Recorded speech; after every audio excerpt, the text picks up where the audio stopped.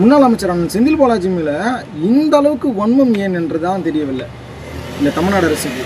அவரை கைது பண்ணணும்னு சொல்லிட்டு துடிச்சிட்டு இருக்கோம்.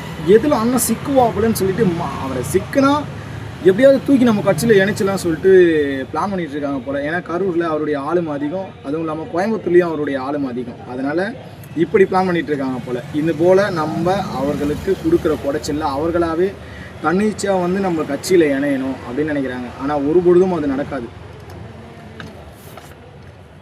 இப்போ தான் ஆட்சியை கவுக்க போகிறாருன்னு சொல்லிட்டு ஒரு கேஸை போட்டு அதில் பொய் வழக்கு அவர் மீது போடப்பட்டுருக்கு. அந்த பொய் வழக்கை பார்த்திங்கன்னா முன்ஜாமீன் பெற்று திருவள்ளி காவல் நிலையத்தில் டெய்லி கையெழுத்து போட வந்துட்டுருக்காரு.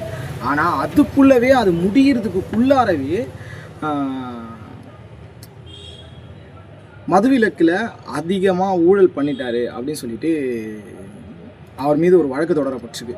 அதில் பார்த்திங்கன்னா முக்கியமாக வந்து ஃபஸ்ட் ஆளாக அண்ணன் செந்தில் பாலாஜி அவர் பார்த்திங்கன்னா எஃப்ஐஆரில் சேர்க்குறாங்க. இது அண்ணன் பேரை ஃபஸ்ட்டு முதல்ல சேர்க்குறாங்க.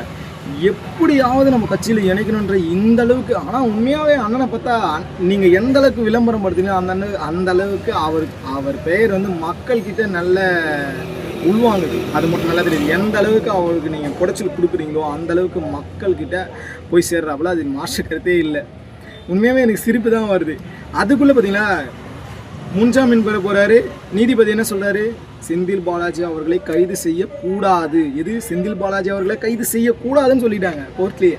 இதுதான் நீங்கள் எந்த அளவுக்கு முடக்க நினைத்தாலும் ஒரு பொழுதும் சட்ட ரீதியாக போராடி அதற்கான நீதியை பெறுவோமே தவிர குறுப்பழியில் ஒரு பொழுதும் போக மாட்டாங்க. அதுதான் திமுக.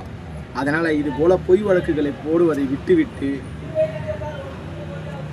அடுத்தது என்ன பண்ணலான்னு சொல்லிட்டு யோசிங்க.